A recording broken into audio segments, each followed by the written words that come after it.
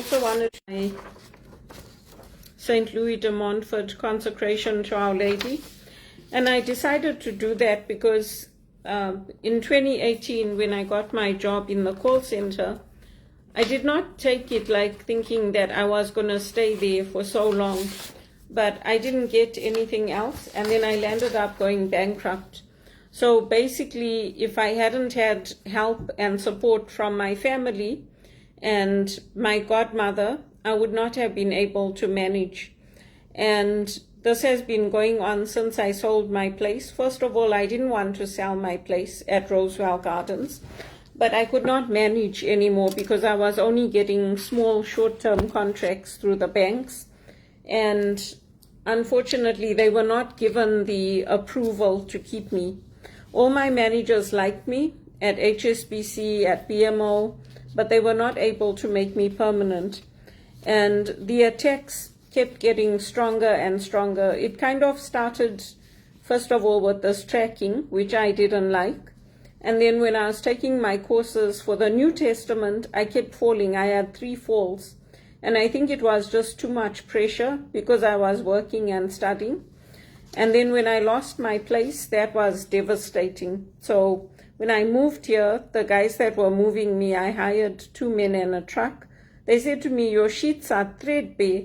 I said, "Well, that's all I have." So they're like, "Don't you have somebody to help you? You're a spiritual director." I said, "No, I don't. We don't get anything from the church. We have to work like everybody else." So then I was reading up on spiritual attacks, and I decided to do this consecration. It's a total consecration to Jesus through Mary, and it's by St. Louie de Montford. So you do it for 33 days, and there's readings and prayers that you do according to the St. Louie de Montford method. And then you print it out, and each year you pray it with devotion, and you sign it on the same day the consecration is made, and renew it the same day each year thereafter. If I forget to do it on the same day, when I remember, because I know it's July, as soon as possible I do it. And so this is the one that I did, and I sign it and I date it and I keep it.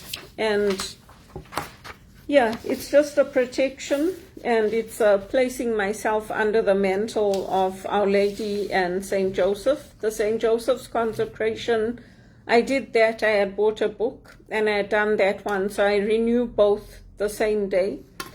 And I also keep in there this is a letter that I had been sent from HRPA, and it was at the time, this was March 28th, 2011.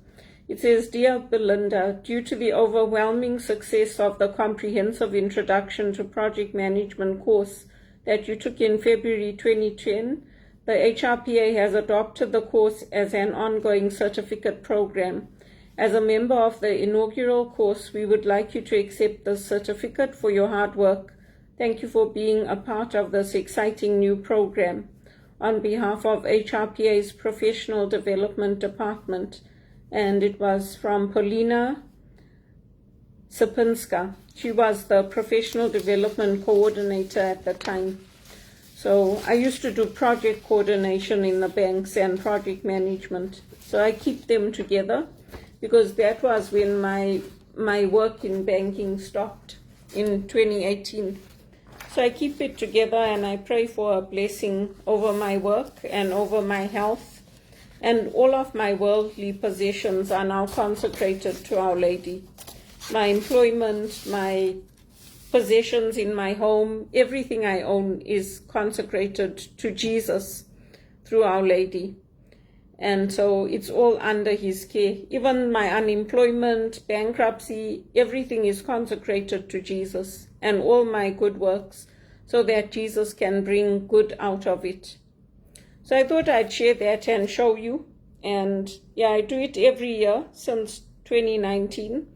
That was the first year I went completely bankrupt. Before that, I always was able to manage. I was always able to leverage whatever credit I had. And when I was working, I was earning $35 an hour upwards in banking. So because it was that amount, I could work things and I could leverage it.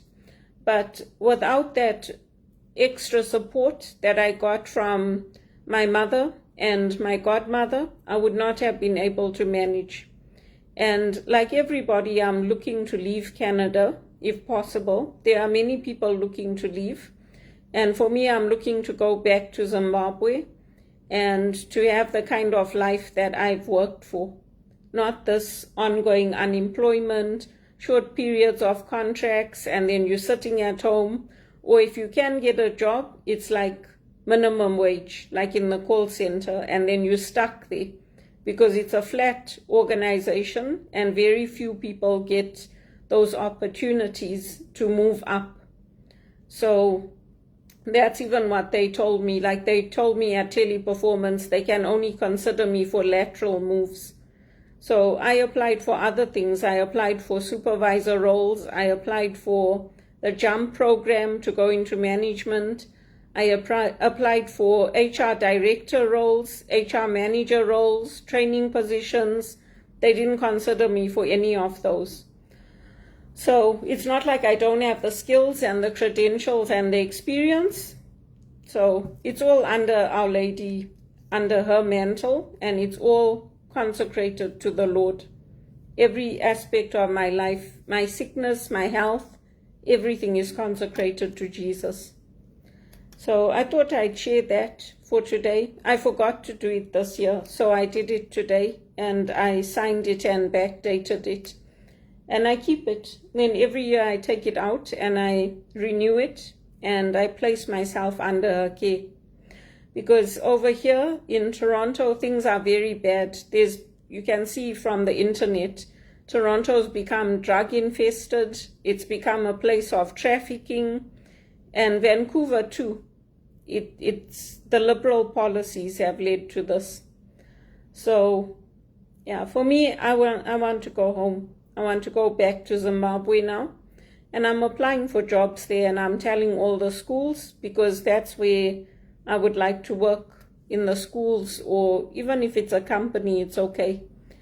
But that's where I'm applying, and that's where I'm focusing my applications, and I hope for the best. Whatever God's will is, that is what will unfold. But many people are looking for jobs overseas, including me, because here they want you to run the company and pay you minimum wage. That's basically what it is. Even those customer service jobs, you're basically running it. That's what you're doing. It's all on you. And that's not for me. That's not how it should be.